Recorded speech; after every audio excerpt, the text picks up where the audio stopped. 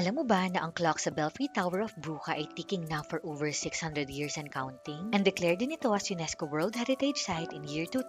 Ang Belfry Tower ay constructed in 13th century at may taas itong 83 meters at pwede mong akyatin ang 366 steps para marating mo ang tuktok ng tower. Historically, ginamit ang Belfry Tower to announce important events such as fires, market openings, and enemy attacks. Sa ngayon, isa na siyang museum at makakapag-book ka ng ticket online for 15 euros. But take note, each time slot, maximum 25 people lang ang allowed to enter. May nakatago din na 47 bells within the tower. At ang pinakamalaki dito ay ang Great Bell weighing of 6 tons and 2 meters in diameter. At makikita mo din dito ang karilon na siyang nagpapatunog sa mga bells.